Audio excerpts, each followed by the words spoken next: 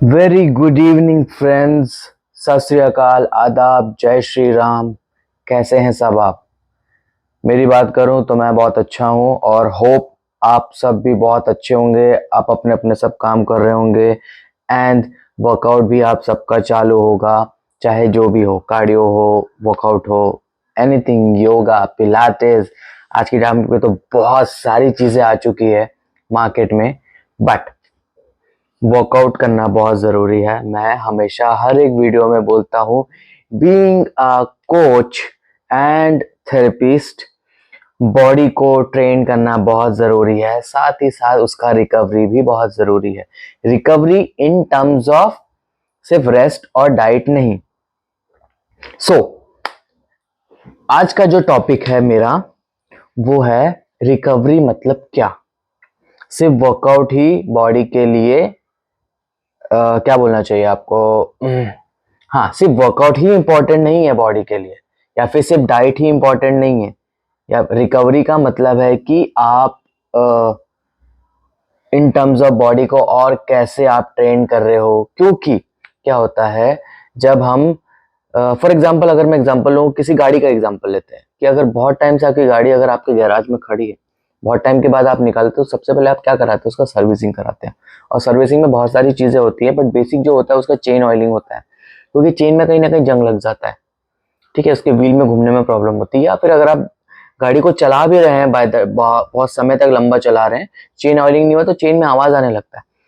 Same S जैसे गाड़ी में जंग लगता है, वैसे ही जब आपकी बॉडी, आप बहुत टाइम से उसका वर्कआउट नहीं कर रहे होते हो, तो फॉर सम रीजंस, क्योंकि आप डेली, तो आपका डेली जो आपका रूटीन है, आपका वॉकिंग है, जो आप वॉक करके ऑफिस जा रहे हैं या कहीं पे भी जा रहे हैं, कुछ खेल रहे हैं, कुछ ना कुछ एक्टिविटी आप करते रहते हैं डेली लाइफस्टाइल में, आपके बॉडी यूज हो रही है कहीं ना कहीं। सो इन एक्टिवेट मसल होने की वजह से वो कहीं ना कहीं क्या होता है, स्टिफ हो जाता है। आप अगर उसको डेली यूज कर रहे हैं, मसल को, मसल कहीं ना कहीं अगर यूज हो रहा है आपका, सिंपल टर्म्स में अगर बोलूं तो, अगर आप वर्कआउट डेली कर रहे हो, आपके मसल की इलास्टिसिटी बनी हुई है। लेकिन अगर आप वर्कआउट नहीं करते हो, by the period of time muscle क्या होता है, मसल स्टिफ हो जाता है। एक्चुअली मसल आपका वीक हो जाता है, और वीक होने की वजह से क्या होता है, स्टिफ हो जाता है। तो स्टिफ होने की वजह से क्या होता है, फिर वो कहीं ना कहीं खींचता है। अब खींचेगा कहीं ना कहीं से, क्योंकि स्टिफ हो गया है, आपका मसल का इलास्टिसिटी कम हो गया है। मसल अगर टाइट हो गया है, तो आपका जो बोन का फ्रेम है, आपके जो बॉडी का फ्रेम है, स्केलेटन है, उससे कनेक्टेड है मसल कहीं ना कहीं।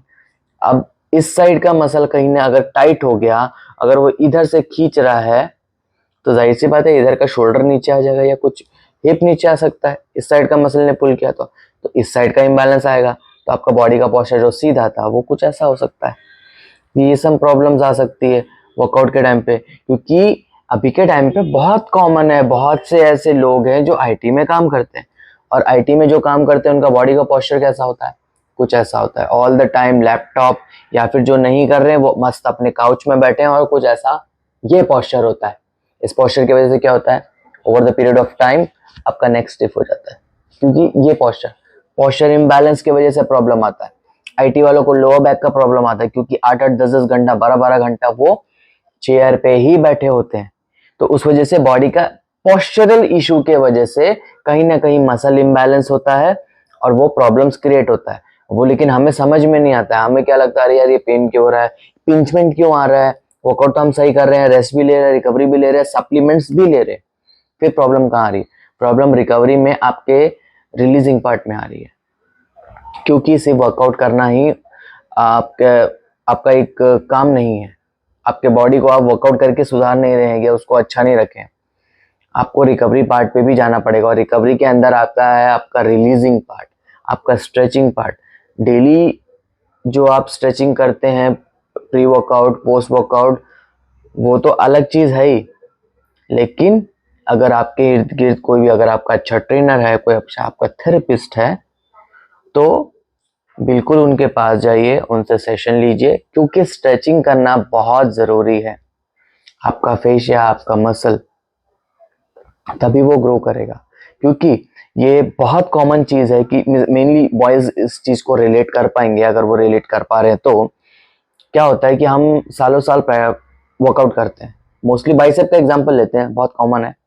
बाइसेप कर रहे हैं, सालों साल कर रहे हैं, डाइट अच्छी है, रिकवरी अच्छी है, बट फिर भी बाइसेप का साइज नहीं बिल्डअप हो रहा है, कहीं ना कहीं स्टिक हो जाता है, स्टिफ हो जाता है, कहीं ना कहीं स्टक हो रहे हैं हम, यार बाइसेप का साइज क्यों नहीं बढ़ रहा है, हैवी मार रहा हूं मैं, सब कुछ कर रहा हूं, check your bicep, fascia tight तो नहीं है, ऐसा होना चाहिए ढीला ढाला, टाइट तो नहीं है। टाइट अगर आपको फेशिया टाइट फील हो रहा है, बॉस प्लास्टिक की बोतल में अगर आप बैलून डालोगे और उसको फुलाओगे, बैलून का साइज तो फूलेगा, प्लास्टिक कैसे फूलेगा? Same as your fascia is your plastic bottle and your muscle is your working like a balloon. अंदर वो तो साइज बड़ा हो रहा है, लेकिन ऊपर से ही आपका जो फेशिया है वो टाइट है, तो वो तो उसको ऊपर आने नहीं देगा ना, और ऊपर आने नहीं देगा, वो रिस्ट्रिक्ट करेगा, आपके मसल का साइज कैसे दिख गया? यू नीड रिलीजिंग ना, आपको जाना पड़ेगा थेरेपिस्ट के पास में, आपको बताना पड़ेगा कि ये प्रॉब्लम है मेरा, फेशिया देखिए कितना टाइट हो गया है। बाइकर्स डेली जो बाइक चला के ऑफिस जाते हैं या राइड करते हैं, वो खास तौर पे रिलेट कर पाएंगे।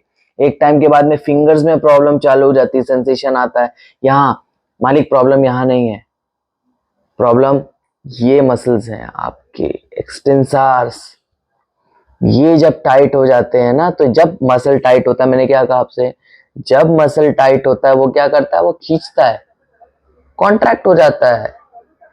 अब वो खींचेगा ऊपर तो लोड कहाँ आएगा, फिंगर्स में ही आएगा ना, तो इसलिए उसको देखो, चेक करो मसल कहीं टाइट तो नहीं लग रहा है, टाइट लग रहा है तो थोड़ा बैठे बैठे खुद ही रिलीज करो। अगर खुद से नहीं कर पा रहे हो, थक जा रहे हो, कोई थेरेपिस्ट खोजो, या फिर आपके इर्द गिर्द आसपास बहुत सारे ऐसे थेरेपिस्ट होंगे जो मसाज थेरेपी करते होंगे, जो स्पोर्ट्स थेरेपी करते होंगे। आज की डेट पे तो अर्बन क्लैप में बहुत अच्छे अच्छे थेरेपिस्ट भी मिलते हैं, उनसे सेशन बुक कीजिए और उनको पर्टिकुलर आपकी प्रॉब्लम बताइए।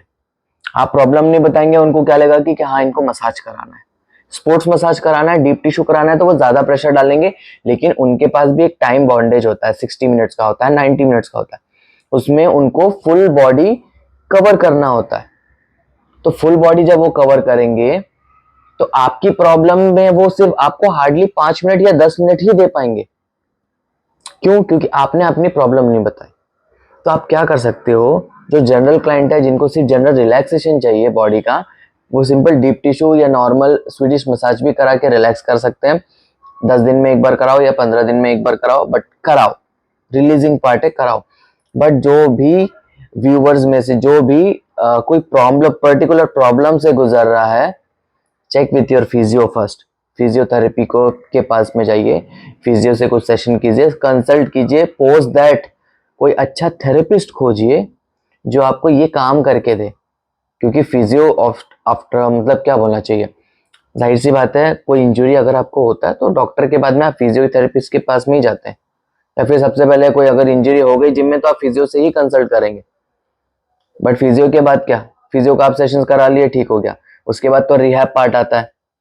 तो अगर कोई रिहैब कोच अगर आपके पास में मिल रहा है आपको, आप चेक कीजिए, कोई अगर थेरेपी करके दे रहा हो, या फिर कोई ऐसा मसाज थेरेपिस्ट जिसको अच्छी एनाटॉमी की नॉलेज हो, ह्यूमन एनाटॉमी की नॉलेज हो, और जिसे पता हो कि रिलीजिंग, पर्टिकुलर रिलीजिंग क्या होता है, नॉट्स कैसे खोले जाते हैं मसल के, कितना प्रेशर जनरेट करना है, कहाँ पे होल्ड करना है, क्योंकि मसल है, आप ऐसे होल्ड करके जाओगे स्लाइड हो जाता है, ये चीज है। तो बाय द टाइम ये एक्सपीरियंस आता है, आप जब पता करते रहेंगे, एक दो थेरेपिस्ट से, तीन चार थेरेपिस्ट से जब आप कराएंगे, उनका हाथ कैसे आपकी बॉडी पे बैठ रहा है, आपको जम रहा है नहीं जम रहा है, वो समझ में आता है। तो उस हिसाब से फिर आप डिसाइड कीजिएगा कि कौन सा थेरेपिस्ट आपके लिए बेस्ट है। बट उनको आप जरूर से ये चीज बताएं कि आपको क्या प्रॉब्लम हो रही है। अगर वो रिलेट कर पा रहे होंगे कि अच्छा मसल टाइटनेस के वजह से उनको फिंगर्स में पेन आ रहा है, सेंसेशन आ रहा है, माइट भी चांसेस कि उनका एक्सटेंसर टाइट है, तो मैं एक्सटेंसर पे ज्यादा फोकस करूं, ना कि पूरे बॉडी पे फोकस करूं। तो पर्टिकुलर बॉडी पार्ट के लिए भी आप सेशन करा सकते हैं कंसल्ट करके कि भाई मेरे को सिर्फ इसमें प्रॉब्लम है। देखो, एज अ थेरेपिस्ट मैं खुद बोलता हूं कि एक सेशन में कभी भी प्रॉब्लम का सॉल्यूशन नहीं निकलता है, इसलिए मैं क्लाइंट्स को ऑनेस्टली बोलता हूं कि सर सेशन बाय सेशन अगर आप धीरे धीरे करते जाओगे over the period of time, वो ठीक हो जाएगा। लेकिन आप बोलोगे कि मैं सिर्फ 4 सेशन बुक करता हूँ, 4 सेशन में ठीक करके दो, नहीं पॉसिबल है। ऑनेस्टली स्पीकिंग मैं मना कर देता हूँ क्लाइंट को कि सर नहीं हो पाएगा, आप सेशन बाय सेशन कीजिए। वो धीरे धीरे समय लेगा, क्योंकि धीरे धीरे समय लेके वो बिगड़ा है, तो धीरे धीरे समय लेके भी वो ठीक होगा, तो समय आपको देना पड़ेगा। वो आप अपने थेरेपिस्ट के साथ में कंसल्ट कीजिए। और तो बात यही हो रही थी कि रिकवरी का जो पार्ट है, रिकवरी पार्ट में एक हफ्ता आपका रिलीजिंग पार्ट, चाहे आप स्ट्रेचिंग का आप सेशन लीजिए, फुल बॉडी स्ट्रेचिंग कराइए हफ्ते में एक बार, जैसे मेरे पूना के क्लाइंट्स कराते हैं मेरे से, हफ्ते में एक बार वो उनका फिक्स रहता है कि वो स्ट्रेचिंग कराएंगे, उसके साथ में ड्राई रिलीजिंग कराएंगे। और कुछ क्लाइंट ऐसे हैं जो ऑयल के साथ में रिलीजिंग कराते हैं, बहुत साल हो गए, 3 साल के ऊपर हो रहा है ये चीज। तो कुछ क्लाइंट्स फिक्स होते हैं कि भाई हाथ जम गया है अब उनसे ही कराएंगे, क्योंकि कभी कभी क्लाइंट्स को भी होता है ना, मेंटली वो फिक्स नहीं हो पाते हैं कि यार उनका भी बाकी सब स्केड्यूल होता है, कुछ बिगड़ गया तो, कुछ हो गया तो, क्योंकि दिक्कत तो उनको होगी, थेरेपिस्ट आएगा करेगा अपना जाएगा, तो ये सब चीज भी होती है। तो जैसे मैं कह रहा हूं कि स्ट्रेचिंग, पर्टिकुलर स्ट्रेचिंग का भी एक सेशन किया जाता है, फुल बॉडी स्ट्रेचिंग का। और जो फीमेल्स होती है खासतौर पे, वो हमेशा इस चीज से डरती है कि यार कौन सा थेरेपिस्ट आएगा, फीमेल थेरेपिस्ट आएगी, मेल थेरेपिस्ट आएगा। जनरली फीमेल थेरेपिस्ट इस चीजों में नहीं उतरती है, वो नहीं कर पाती, ताकत लगाना पड़ता है। तो अगर कोई मेल व्यूवर में जो देख रहा है, जो मसाज थेरेपी करता है या फिर थेरेपिस्ट है, तो मैं उनको एक अच्छा सजेशन देना चाहूंगा कि सेंसेशन हाथ से जाती है, और फीमेल्स की सिक्स सेंस बहुत स्ट्रांग होती है। तो बहुत बार हमें ये ध्यान रखना पड़ता है कि कहाँ पे हमें फिंगर यूज करना है, कहाँ नहीं करना है, कहाँ पे हम शाफ्ट यूज कर सकते हैं, कहाँ पे हम नकल बना के ये वाला चीज यूज कर सकते हैं। सेंसेशन फिंगर से ही जाती है। तो आप कभी कभी स्ट्रेचिंग के साथ में, इवन आपके मेल क्लाइंट्स के साथ में भी, आप अगर आप स्ट्रेचिंग एक्सपर्ट है या थेरेपिस्ट हैं, स्ट्रेचिंग अगर आप करते हैं तो स्ट्रेचिंग के साथ में आप ड्राई रिलीजिंग ऐड कर सकते हैं। ड्राई रिलीजिंग मतलब कि जिसमें आपको ऑयल की जरूरत नहीं है, और पर्टिकुलर वो जो भी कपड़ा आप पहने हैं आपके जो क्लाइंट है उसमें वो कंफर्टेबल है और आप भी कंफर्टेबल है, क्योंकि आपको तो एनाटॉमी का नॉलेज है, आपको पता है कि मसल का इंसर्शन कहाँ है, ओरिजिन कहाँ है, बराबर। तो आपको दिक्कत नहीं आएगी, प्लस ड्रेस में अनकंफर्टेबल कोई वाली बात ही नहीं है। यहाँ पे आप इजीली उनको ड्राई रिलीजिंग करके दे सकते हैं, चाहे वो फीमेल क्लाइंट हो चाहे वो मेल क्लाइंट हो। तो ये चीज आप ऐड ऑन कर सकते हैं, कॉम्बिनेशन बना सकते हैं, स्ट्रेचिंग के साथ में ड्राई रिलीजिंग, ये कॉम्बिनेशन हो गया। या अगर आपका कोई क्लाइंट है जिसे वाकई में आपको लगता है कि उसे ऑयल के साथ में रिलीजिंग की जरूरत है, तो आप स्ट्रेचिंग कराएं, उसके साथ में ऑयल रिलीजिंग पर्टिकुलर पार्ट, वो आप कर सकते हैं, वो एक कॉम्बिनेशन बैठता है। और अगर आपके क्लाइंट को अगर स्ट्रेचिंग सिर्फ करना है तो वो स्ट्रेचिंग सेशन करके भी कर सकते हैं, क्योंकि किसी किसी के पास में टाइम का भी बॉन्डेज होता है। कोई क्लाइंट है अगर वीकेंड में कर रहा है तो उनके पास में वीकेंड में हजारों काम होते हैं, घर पे भी ध्यान देना होता है, तो वो बोलेगी कि मैं सिर्फ 1 घंटा निकाल सकता हूँ या मेरे पास सिर्फ आधा घंटा है। तो वो आपको डिसाइड करना पड़ेगा कि चलो आधे घंटे में मैं क्या करा सकता हूँ, चलो आधे घंटे में 30 मिनट्स का स्ट्रेचिंग सेशन हो सकता है। क्लाइंट ने आज बोल दिया यार मेरे पास 1 घंटा है, 1 घंटे में क्या कर सकता, सो हाफ एन आवर का स्ट्रेचिंग सेशन कर लिया और स्ट्रेचिंग सेशन के साथ में ड्राई रिलीजिंग करके दे दिया, तो उनका फुल डे रिलैक्स हो जाएगा आराम से। या फिर अगर क्लाइंट ने बोला कि यार ये मेरा पर्टिकुलर पार्ट, नेक वाला पार्ट है, ये बहुत पेन कर रहा है, जरा चेक कर लेना, तो आप क्या कर सकते हो कि ठीक है 30 मिनट्स का स्ट्रेचिंग सेशन हो गया कंप्लीट, रेस्ट 30 मिनट्स आपने क्या किया, 15 मिनट्स ये पार्ट रिलीज किया, 15 मिनट्स ये पार्ट रिलीज किया। Coconut oil is the best, या तो आप ड्राई कर सकते हो, या अगर आपको लगता है कि थोड़ा स्लाइडिंग मूवमेंट में जाना चाहिए तो आप या तो कोकोनट ऑयल, मैं सबसे बेस्ट बोलता हूं, स्किन के लिए सबसे बेस्ट होता है, क्योंकि आज के टाइम में लोग अपने स्किन को लेके बहुत सेंसिटिव है और बहुत ही ज्यादा उसका उस पर ध्यान देते हैं। So better as a therapist आप क्या करेंगे, क्लाइंट को बोलिए कि सर या मैम जो भी आपकी बॉडी में सुटेबल लोशन है जो आप डेली यूज करते हैं वो दे दीजिए, या फिर coconut oil is the best oil. बहुत से क्लाइंट्स ऑलिव ऑयल भी यूज करते हैं, ऑयल बेस्ट होता है, coconut oil easily body skin सोख लेता है जल्दी, कोकोनट ऑयल सबसे बेस्ट होता है। तो ऑयल लेके 15 मिनट्स ये पार्ट यहाँ से रिलीज कर दिया, पूरा ट्रैप से लेके ऊपर तक आ गए, और 15 मिनट्स यहाँ से, तो 1 घंटे का ये सेशन हो गया, पर्टिकुलर स्पॉट के लिए हो गया, ठीक है। फिर एक तो ये चीज हो गई, फीमेल के साथ अगर आपका आपका सेशन है तो स्ट्रेचिंग कर सकते हैं, स्ट्रेचिंग के साथ में ड्राई रिलीजिंग कर सकते हैं, एक बार मोस्टली इंटीरियर जो चेन होता है, इंटीरियर चेन में उतना कुछ दिक्कत नहीं होता है। मोस्टली जो प्रॉब्लम क्रिएट होता है वो पोस्टीरियर चेन में होता है, लाइक आपका whole back and whole your lower limb, like आपका ग्लूट्स, हैमस्ट्रिंग, काफ, देन आपका lower back, mid back and upper back, full posterior chain. So आप क्या कर सकते हैं कि स्ट्रेचिंग किया, स्ट्रेचिंग के साथ में पोस्टीरियर चेन आपने रिलीज करके दे दिया, चाहे वो आपका मेल क्लाइंट हो चाहे वो आपकी फीमेल क्लाइंट हो। अगर आपको लग रहा है कि आप कंफर्टेबल नहीं है क्लाइंट के साथ में या क्लाइंट कंफर्टेबल नहीं लग रहे हैं, यूज अ बिग टॉवल। जहां पर्टिकुलर पॉइंट, जो भी पॉइंट पे आप रिलीज कर रहे हो, ड्राई रिलीज कर रहे हो, आप टॉवल यूज कीजिए, एक सरफेस क्रिएट हो जाता है। And then use your shaft, जो भी आपको रिलीज करना है पर्टिकुलर स्पॉट पे, कहीं पे थंब यूज करना है, कहीं पे ये शाफ्ट यूज करना है, कहीं पे नकल्स यूज करने हैं, आप कीजिए। ग्लूट एरिया पे तो सबसे बेस्ट होता है नकल।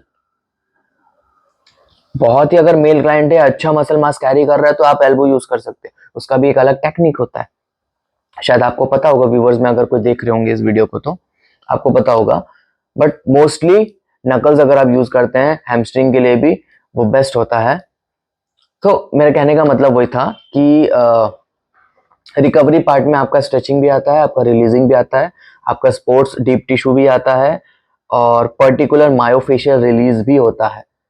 वो मोस्टली जो एक्सपीरियंस्ड क्लाइंट्स होते हैं, जो जिम रेगुलरली जा रहे हैं, उनको पता है कि यार मेरे को ये टाइटनेस बहुत फील हो रहा है, बॉडी बहुत स्टिफ फील हो रही है, तो मैं मायोफेशियल रिलीज करा लूँ। मायोफेशियल रिलीज एक अलग चीज हो जाता है। मायो मतलब मसल और फेशिया मतलब आपका स्किन, और रिलीज मतलब तो आपको पता है, that is called myofascial release. Particular spot को अगर हम रिलीज कर रहे हैं, क्योंकि अगर मैं सिर्फ आर्म्स देखूं तो आर्म्स दिखता छोटा है, लेकिन आप एक एक मसल जब पकड़ के करने जाएंगे ना, तो सबसे ज्यादा टाइम और डिफिकल्ट पार्ट जो होता है वो आपका आर्म्स होता है।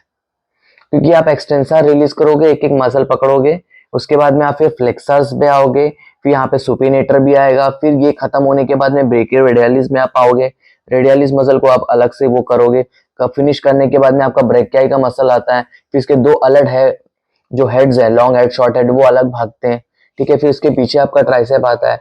तो आप देख रहे हैं आपको कितने बार डायरेक्शन चेंज करना पड़ता है। लेकिन कंपैरिजन में अगर आप मैं हैमस्ट्रिंग लूं, हैमस्ट्रिंग की जो दोनों मसल है, तीनों मसल है, टेंडिनोसस, मेम्ब्रेनोसस और आपका बाइसेप फेमोरिस, बराबर, बाइसेप फेमोरिस, यस, एक ही लाइन में शाफ्ट भी यूज करते हो, फोरआर्म भी यूज करते हो, चला देते हो तो इजी हो जाता है। बैक इरेक्टर स्पाइन है, सीधी मसल है, थोड़ी एक दो इधर गई है, बराबर, लॉन्ग इसमस जो है वो साइड में गया है, बट ठीक है तो स्ट्रेट ही ना, वर्टिकल डायरेक्शन में सीधा चला दो। सबसे ज्यादा टाइम जाता है आर्म्स में, बैक हॉरिजॉन्टल घुमा दो, आप समझ रहे हैं। तो पर्टिकुलर अगर आप रिलीज करने जाएंगे, रिलीजिंग पे जाएंगे, 1 घंटा भी कम पड़ता है, लेकिन 1 घंटे से ज्यादा नहीं करना है, क्योंकि क्लाइंट को भी कहीं ना कहीं आप जितना डीप प्रेशर डालेंगे, जैसे वर्कआउट के बाद सोरनेस आता है, वैसे सेम एज डीप टिश्यू या मायोफेशियल रिलीज के बाद भी सोरनेस आता है, क्योंकि एट द एंड आप क्या कर रहे हो, उसको डैमेज ही तो कर रहे हैं, वो भी रिकवरी का पार्ट है। फिर रेस्ट दोगे तो रिकवर हो जाएगा। सो कहने का मतलब वही है कि रिकवरी मीन्स आपका सिर्फ रेस्ट और डाइट नहीं है। वर्कआउट के बाद में आप चेक कीजिए आपकी बॉडी कैसे रिस्पॉन्ड कर रही है, पॉस्चर आपके बॉडी का डेली अगर आप अपने आप को मिरर में देखते हैं तो चेक कीजिए कहीं पॉस्चर इम्बैलेंस तो नहीं लग रहा है। और most of the common reason है लोअर बैक पे स्ट्रेन आता है बार बार, क्योंकि सीटिंग वर्क होता है, या तो यहाँ पे आएगा, आपको इसको नेग्लेक्ट नहीं करेंगे, लॉन्ग टर्म इफेक्ट जाके बहुत क्रॉनिक पेन में कन्वर्ट होता है। एक्यूट है, एक्यूट मीन शॉर्ट टर्म है, क्रॉनिक भी लॉन्ग टर्म हो जाता है, फिर वो रिजल्ट, फिर उसका रिकवरी टाइम बहुत बड़ा हो जाएगा। तो अगर आपको एक्यूट, अगर अभी आपको लग रहा है कि यार टाइटनेस फील हो रहा है, कंसल्ट विथ योर थेरेपिस्ट, और नहीं मिल रहा है तो खोजिए, डेफिनेटली आपको मिलेगा, या फिर कोई अच्छा एक थेरेपिस्ट पकड़िए, उस पर भरोसा कीजिए और वो आपको ठीक करके देगा। तो ये है रिकवरी का पार्ट। मैं ऐसे ही करता हूँ, जब भी क्लाइंट से कंसल्ट होता है, क्लाइंट बोलता है कि मेरे को बॉडी बहुत स्टिफ लग रहा है, मेरा सबसे पहला पार्ट वही होता है कि आई कंसल्ट फर्स्ट, क्या प्रॉब्लम है। इसलिए मैं हमेशा as a stretching expert, as a stretching therapist, मैं सबसे पहले बॉडी को स्ट्रेच करता हूँ। स्ट्रेचिंग करने से क्या होगा, आपको पता चल जाएगा कि स्टिफनेस कहाँ है। ओके, हैमस्ट्रिंग स्टिफ है, ठीक है, स्टिफनेस पता चल गया, ग्लूट, जब आप मूवमेंट करोगे ग्लूट को स्ट्रेच करने के लिए, आपको समझ में आ जाएगा ठीक है मूवमेंट नहीं हो रहा, हिप टाइट है, हैमस्ट्रिंग टाइट है, कहीं ना कहीं काफ टाइट मिलेगा आपको, लोअर बैक झुक नहीं पा रहे, लोअर बैक टाइट है। उसके बाद ही तो आप डिसाइड कर पाओगे ना कि प्रॉब्लम कहाँ है।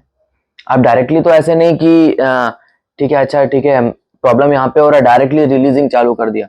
अरे हो सकता है कि उसको स्ट्रेचिंग की जरूरत हो, रिलीजिंग की नहीं।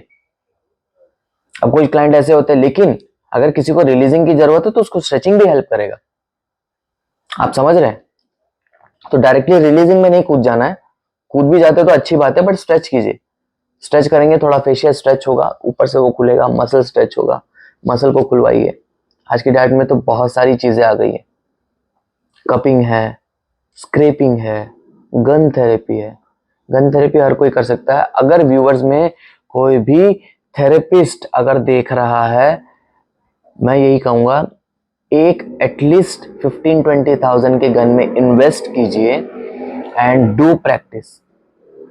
आज के टाइम पे सबसे बेस्ट मार्केटिंग अगर है किसी चीज का, सबसे बेस्ट बिजनेस अगर किसी चीज का है, वो है गन थेरेपी का।